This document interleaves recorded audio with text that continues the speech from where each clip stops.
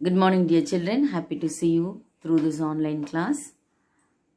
Today, we are shifting up to different lesson, respiration. Side by side, we will see this and that lesson also. Let us pray and start the class. Loving Heavenly Father, thank you so much for this wonderful day. Lord, help us to understand this day's lesson without any trouble. In Jesus' name we pray. Amen. So children, respiration plays a vital role in each and every one. Respiration, without respiration, we can say that organism is dead. One of the most important factor if a person is living or if an organism is living, which is the parameter to understand. Breathing is the parameter to understand whether the organism has life or not. ஒரு உயிரினம் வாழுது, உயிரோடு இருக்குது அப்படின்னா அதுக்கு 100% ஆதாரம் என்ன அப்படின்னா மூச்சு விடுதல், ரெஸ்பிரேஷன் தான், ப்ரீதிங் தான். ப்ரீதிங் இல்லை அப்படின்னா அந்த ஆர்கானிசமில் உயிர் இல்லைன்னு அர்த்தம். பட் ஆர்கானிசமில் உயிர் இருக்குது அல்லது ப்ரீதிங் அப்படின்னும் போது எதெல்லாம் ப்ரீதிங்குள்ளே போகுது? Simply you can say that intake of oxygen and giving out of carbon dioxide is respiration சொல்லி சொல்லுவோம் இல்லையா? But a lot of oxygen that goes inside and a lot of carbon dioxide that comes out. And we have got a different respiratory function and respiratory organs in various organisms, mechanism of breathing, exchange of gases, transport of gases, regulation of respiration, problems in oxygen transport, disorders of respiratory system, and effects of smoking. All these things we are going to learn in this lesson. When you breathe, when you respire, automatically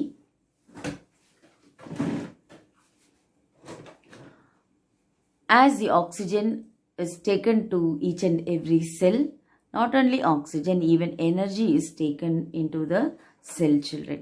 சரி, எப்படி oxygen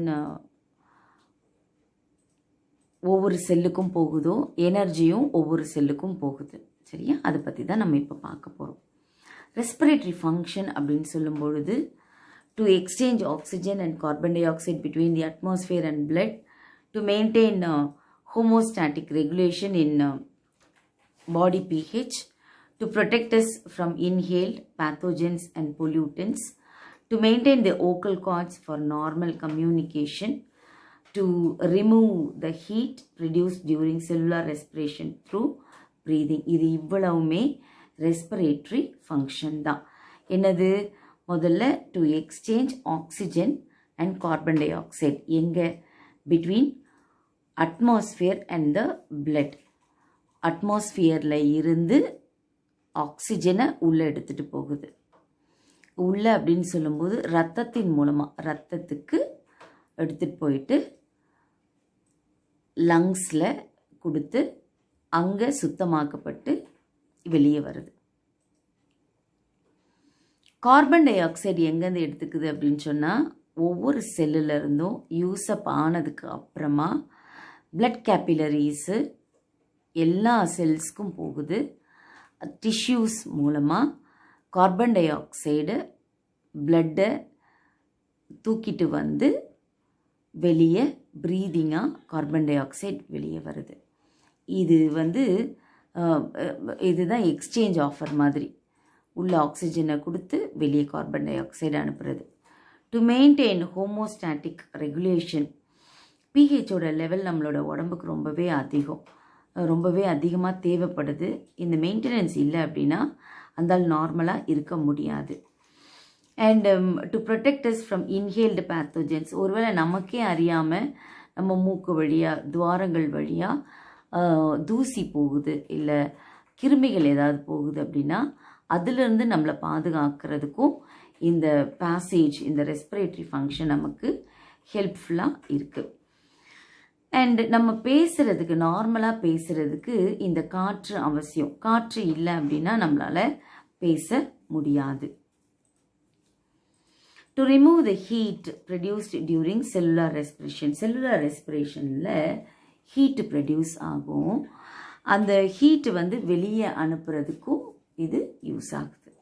So இந்த all the 5 points are very very very very important.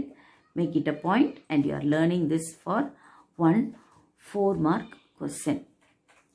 Okay, 4 mark or 3 mark. And respiratory organs in various organisms lower organisms skin தான் respiratory medium செயல்படுது. dissolved oxygen தண்ணியில் இருக்கு.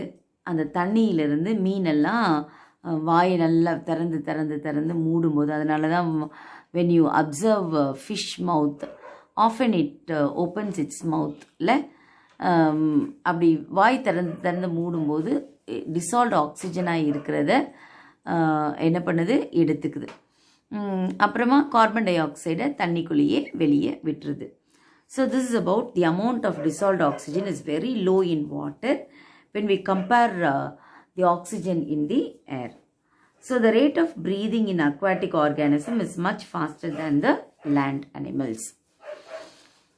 Miss ஏற்கனவே சொல்லிட்டேன், பாடி surface simple diffusion மூலமாக. இப்போ இது பாடி சர்ஃபேஸு, இங்கே ஆக்சிஜன் இருக்குது, உள்ள கார்பன் டை ஆக்சைடு இருக்குதுன்னு வச்சுக்கோங்களேன். சிம்பிள் டிஃப்யூஷன் மூலமாக, உறிஞ்சுப்படுதல் மூலமாக ஆக்சிஜன் உள்ளே வந்துடும், கார்பன் டை ஆக்சைடு வெளியே வந்துடும். ஓகேவா? அண்ட் எர்த்வார்மில் பொறுத்த வரைக்கும் ஸ்கின்னு தான் ரெஸ்பிரேட்டரி ஆர்கன். இன்செக்ட்ஸை பொறுத்த வரைக்கும் ட்ரக்கியல் டியூப்ஸ் தான் ரெஸ்பிரேட்டரி ஆர்கன். அண்ட் கில்ஸ் எங்கே யூஸ் ஆகுது அப்படின்னா மோஸ்ட் ஆஃப் தி அக்வாட்டிக் ஆர்த்ரோபோட்ஸில், மொலஸ்க்ஸில். அண்ட் வேர்டிபிரேட்ஸை சொல்லணுன்னா fishes they use gills, and amphibians, reptiles, birds and mammals they use well vascularized லங்ஸை. அது ரெஸ்பிரேட்டரி ஆர்கனாக யூஸ் பண்ணுது. And a frog, most of the time they are spending time in water, and so they respire through the skin. இது வந்து cutaneous respiration அப்படின்னு சொல்லணும். And when it comes to the land, no more skin will helpful for them for respiration, breathing. Lungs ஆட்டோமேட்டிக்காக அதுக்கு வேலை செய்ய ஆரம்பிச்சிடும். So lungs மூலமாக breathing எடுக்கும்போது, respiration எடுக்கும்போது, it is called pulmonary respiration. So coming to human respiratory system, it is a long complicated process. எதெல்லாம் இதில் இருக்குன்னா, எக்ஸ்டர்னல் நாஸ்ட்ரல்ஸ் இருக்குது, nasal cavity, pharynx, larynx, trachea, bronchi, bronchioles, lungs. And lungs it contains the alveoli. பார்க்கணுன்னா இது பார்த்துக்கலாமா? Okay, இங்கே external நாஸ்ட்ரல் நம்மளுடைய மூக்கு வழியாக இங்கே வருது. இது வந்து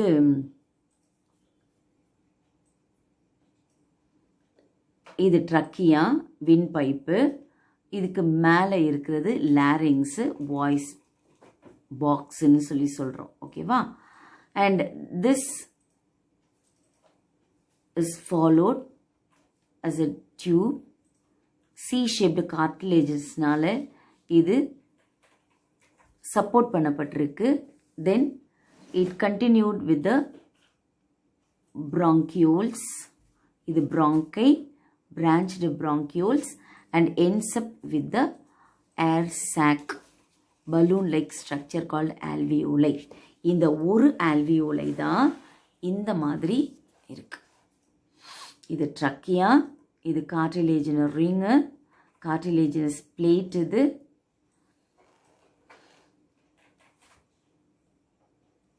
can you see this respiratory bronchiole? இது alveoli. இது ஒரு alveoli. இதனோட மேக்னிஃபைடு பார்ட் இதோ alveolus.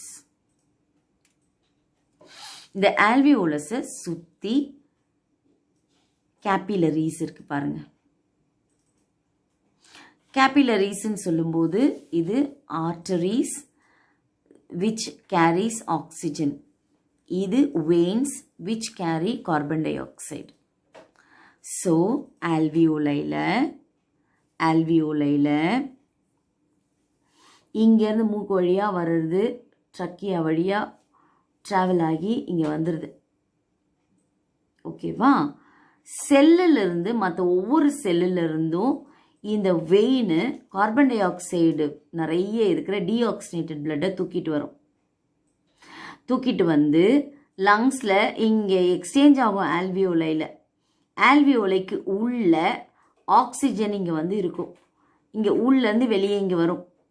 இப்போ கேபிலரிஸில் ஆக்சிஜனை கொடுத்த உடனே இந்த கேபிலரிஸ் இதை தூக்கிட்டு வருது இல்லையா கார்பன் டை ஆக்சைடை இந்த ஆல்வியோலைக்கு திருப்பி கொடுத்துரும்.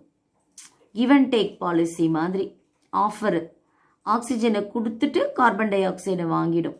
ஸோ வாங்கின கார்பன் டை ஆக்சைடு திரும்பி நம்மளுடைய ட்ரக்கியா வழியாகவே வெளியே வந்து மூக்கு வழியாக வெளியே வந்துடும். ஓகேவா?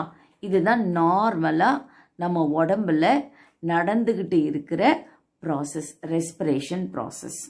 ஓகே, இப்போ ஒன்றுனா சொல்லணும்னா when the air carried upwards to pass down through the gullet during the normal swallowing, and during the swallowing a thin elastic flap called epiglottis, they prevent the food from the entering into the larynx and they avoid choking of the food. So இங்கே தான் பார்த்துட்ருக்கோம் epiglottis. இது glottis and எபிக்ளாட்டிஸ்ன்னு இருக்குது. நம்ம டைஜஷனில் ஏற்கனவே பார்த்துட்டோம். இது சாப்பிடும்போது ஃபுட் பைப்பில் சாப்பிட்டுட்டே இருக்கும்போது நம்ம திடீர்னு பேசிட்டோன்னா சாப்பிட்ற சாப்பாடு வின் பைப்பில் போகாமல் இருக்கிறதுக்கு எபிக்ளாட்டிஸ் மூடிக்கும். ஃப்ளாப் அப்படின்னு சொன்னனே அது. And trachea is a semi-flexible tube supported by cartilaginous rings which extends up to the mid-thorax cavity, and it is a level of 5th thoracic vertebrae, and it divides into 2 left and right primary bronchi. One is bronchus to each lung. இங்கே இது ஒரு bronchus, then that is branching out into secondary branch and a tertiary branch. Okay, and it ends up with the respiratory bronchioles. இப்போ C-shaped curved cartilage plate சொல்லணும் அப்படின்னு சொன்னால் இதோ C-shaped cartilaginous plate. இது எதுக்காக இருக்குது அப்படின்னா இந்த ட்ரக்கியா உடஞ்சி போகாமல் இருக்கிறதுக்கு அல்லது ஒட்டிக்காமல் இருக்கிறதுக்கு ஒரு நம்மளோட வாஷிங் மெஷின்லலாம் ஒரு பைப் இருக்கும் தெரியுமா, அவுட்லெட் பைப்பு, தண்ணி வெளியே போகிறதுக்கு. அது எப்படி இருக்கும், ஒரு C-ஷேப்டு மாதிரியே இருக்கும், ரவுண்டாக அந்த மாதிரி ரவுண்டாக இருக்கும். ஏன் அப்படின்னா it gives the structure, hollow structure இதுக்கு வேணும், அண்ட் இது சப்பி போகாமல் இருக்கிறதுக்காக. ஓகேவா? So the passage does not collapse or burst as the air pressure changes during the breathing டைமில் ஏர் ப்ரெஷர் வரும். ஏர் ப்ரெஷர்னால இது கொலாப்ஸ் ஆகாமல் வெடிக்காமல் இருக்கிறதுக்கு இந்த ஹாலோ அழகாக ட்ரக்கியல் டியூப் ஹெல்ப்ஃபுல்லாக இருக்குது. And the bronchioles are without cartilaginous rings and they have rigidity that prevent them from collapsing. Okay, and the fine respiratory bronchioles, they are highly vascularized, and the sac, it is called alveoli. Here in the alveoli only, just now we have seen exchange of air that takes place. So gaseous exchange எங்க நடக்குது அப்படின்னு கேட்டா alveoli is the answer. And the diffusion of the alveoli is made up of 3 layers actually. Thin squamous epithelial cells nala, then endothelium of the alveolar capillaries and basement substance found in between them. And the thin squamous epithelial cells of the alveoli are composed of type 1 and type 2 cells.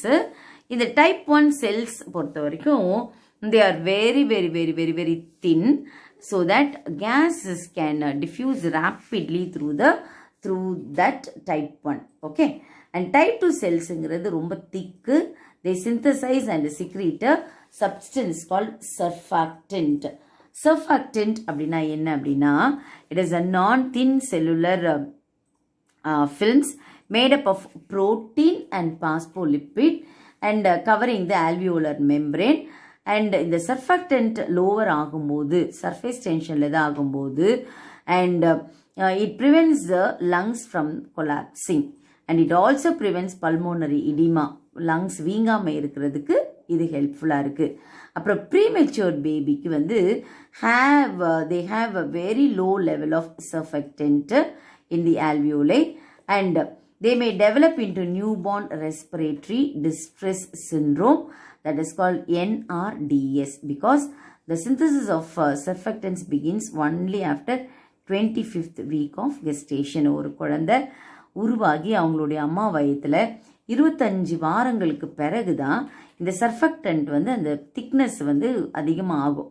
So அதுக்கு முன்னாடி அந்த குழந்தை பிறந்துச்சு அப்படின்னா அந்த குழந்தைக்கு NRDS, அதாவது newborn respiratory distress syndrome அப்படின்ற ஒரு சிண்ட்ரோம் வந்துடும். அதனால தான் அந்த குழந்தை பிழைக்கிறதுக்கு ரொம்பவே கஷ்டம் அப்படின்னு சொல்லுவோம். ஓகே, ஸோ இந்த சர்ஃபக்டன்ஸ் அப்படிங்கிறது ஒரு 2 mark question, compulsory question children. This is so understand this, and even in NEET it can be asked about NRDS. And lungs பொறுத்த வரைக்கும் they are very light and they are spongy tissues and they are enclosed in the thoracic cavity. Though lungs in the thoracic cavity it is present, and the thoracic cavity is bound dorsally by a vertebral column மால மூடப்பட்டிருக்கு, and ventrally by the sternum. இது dorsally ribs இருக்கு, and ventrally பின் பகுதியில் sternum இருக்கு இதில், சரியா? and laterally அப்படின்னா சைடில் இந்த ribsனால கவர் ஆக்கப்பட்டிருக்கிறது, and lower சைடில் இந்த dome shaped diaphragmனால கவர் ஆகப்பட்டிருக்கிறது. Okay, and lungs, they are covered by a 2 double layered membrane called pleural membrane, and they have several elastic layers of connective tissues and capillaries. They enclose the pleural fluid. So இது உள்ள pleural fluid இருக்கும். pleural அப்படின்னா lungs, fluidனா தண்ணி, நீர். So lungs நீர் இந்த lungs சுற்றி இருக்குது. எதுக்காக அப்படின்னா friction, to avoid friction. இப்போ இதில் நீர் கோத்துக்கிட்டா தான், இதில் இது வீங்கும் போது தான் அவங்களுக்கு நிமோனியா அப்படிங்கிற வியாதின்னு சொல்கிறோம்.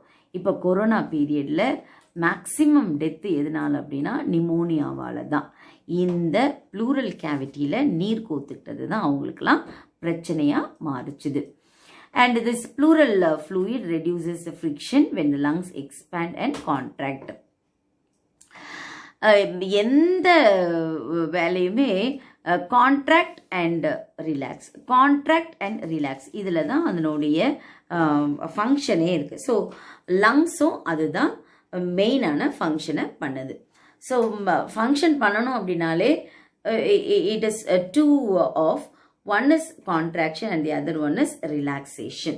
So characteristic features of respiratory surface என்ன அப்படின்னா, the surface area may be very large and they are richly supplied with the blood vessels, and they should be extremely thin and kept moist, and they should be a direct contact with the environment, and they should be permeable to the respiratory gases. Steps involved in the respiration என்னெல்லாம் இருக்குது அப்படின்னா, first exchange of air between atmosphere and lungs, and exchange of oxygen and carbon dioxide between lungs and blood, and the transport of oxygenையும் carbon dioxideையும் blood தூக்கிட்டு போகுது. அப்புறம் exchange of gases between blood and the cells, then uptake of oxygen by the cells for various activities and release of carbon dioxide. Okay, hope you understood this. Coming to mechanism of breathing, the movement of air between atmosphere and the lungs, இதுதான் ventilation அல்லனா ப்ரீதிங்னு சொல்கிறோம். இன்ஸ்பிரேஷனும் எக்ஸ்பிரேஷனும் தான் 2 phases in breathing. Inspiration அப்படிங்கிறது atmospheric ஏரை லங்ஸ்குள்ளே எடுக்கிறது. எக்ஸ்பிரேஷன் அப்படிங்கிறது movement of the alveolar air that diffuse out of the lungs. லங்ஸ்லேருந்து வெளியே வர காற்றை, வெளியே அனுப்புகிற காற்றை எக்ஸ்பிரேஷன் அப்படின்னு சொல்லணும். And lungs, they do not have any muscle fiber here, but they expand and contract by the movement of ribs and diaphragm. Children, இதை கேட்கலாம். என்ன ரீசன்னால இது வந்து எக்ஸ்பேண்ட் ஆகி கான்ட்ராக்ட் ஆகுது அப்படின்னு கேட்கலாம். With the help of ribs and the diaphragm. Okay. And the diaphragm is a sheet of tissue which separates the thorax region. Thorax region மார்பு பகுதியையும் abdomen regionையும் பிரிச்சு எடுக்கிற பகுதி தான் இந்த diaphragm அப்படின்னு சொல்லணும். ஸோ ரிலாக்ஸ்டு ஸ்டேட்டில் diaphragm வந்து டோம் ஷேப்பில் இருக்கும். ஓகேவா? And ribs they are moved by the intercostal muscle. இங்கே இன்டர்கோஸ்டல் மசில்னு ஒன்று இருக்குது. ஒன்று வந்து இன்டர்னல் இன்டர்கோஸ்டல் மசில், இன்னொன்று எக்ஸ்டர்னல் இன்டர்கோஸ்டல் மசில்னு ரெண்டு விதமான மசில்ஸு இன்பிட்வீன் த ரிப்ஸில் இருக்குமா. ஓகேவா? ஸோ இதுதான் இந்த ப்ரெஷர் கிரேடியன்ஸை க்ரியேட் பண்ணுறதுக்கு ஹெல்ப்ஃபுல்லாக இருக்குது. அண்ட் இன்ஸ்பிரேஷன் வந்து occurs if the pressure inside the lungs அதாவது இன்ட்ரா பல்மோனரி ப்ரெஷர் அப்படின்னு சொல்கிறோம், is less than the atmospheric pressure. Likewise expiration எப்போ நடக்கும் அப்படின்னா when the pressure within the lungs, pressure லங்ஸுக்குள்ளே இருக்கிற ப்ரெஷரு ஹையராக இருக்கணும். எப்போ? அவுட்டர் அட்மாஸ்பியரில் இருந்து இந்த இன்னர் ப்ரெஷர் அதிகமாக இருக்கும்பொழுது எக்ஸ்பிரேஷன் நடக்குது. Inspiration is just opposite. Okay. And inspiration எப்படி இனிஷியேட் ஆகுது அப்படி கேட்டிங்கன்னா, inspiration is initiated by the contraction of the diaphragm. இந்த டயஃப்ரம் மசில்ஸ் வந்து கான்ட்ராக்ட் ஆகும்போது இன்ஸ்பிரேஷன், காற்று உள்ளே இழுக்கிறது, இன்ஹேல் ஆகிறது ஆரம்பிக்கப்படுகிறது, தூண்டப்படுகிறது. And this pulls the ribs and sternum upwards. இது ரிப்ஸையும் ஸ்டர்னமையும் இழுக்க ஆரம்பிக்குது. ஓகே. மேலே கீழே, மேலே கீழே. So it increases the volume of the thoracic chamber in dorsoventral axis, forcing the lungs to expand the pulmonary volume. So increase in the pulmonary volume.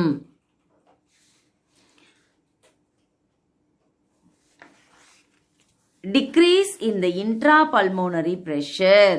They forces the fresh air from the outside to enter into the air passage. இப்படிதான் வெளியே இருக்கிற காற்று உள்ள இழுக்கப்படுகிறது. So in order to the lungs to equalize the pressure, and this process is called inspiration. Okay. And relaxation சொல்லும் பொழுது, relaxation of the diaphragm, they allow the diaphragm and the sternum to return to the dome shape again, and the internal intercostal muscle contract ஆயிடும். It pulls the ribs downward and reducing the thoracic volume, pulmonary volume. So this results in an increase in the intrapulmonary pressure slightly above the atmospheric pressure. Atmospheric pressure விட கொஞ்சம் ஜாஸ்தியாகும். இதனால என்னது நடக்கும் அப்படின்னா, expulsion of air will take place. So காற்று தானாகவே வெளியே அனுப்பப்படுகிறது. So that is called expiration. So ஒரு நாளைக்கு ஆவரேஜாக ஒரு ஆள் 12லிருந்து 16 முறை ஒரு நிமிஷத்துக்கு ப்ரீத் பண்ணணும். இந்த ப்ரீதிங்கை ஒரு ஆள் இத்தனை முறை ப்ரீத் பண்ணுறாங்க அப்படின்னு கண்டுபிடிக்கிறதுக்கு ஸ்பைரோமீட்டர் அப்படிங்கிற மெஷினை வச்சுருக்காங்க. இதுவும் ஒரு 1 mark question, and this can be asked in your NEET also. Okay, competitive எக்ஸாமில் இதை கேட்கலாம். And it is used to measure the volume of air involved in the breathing movement for clinical assessment for a person's pulmonary function. Okay, up to this we will finish. We'll continue the next class in the next part. Okay.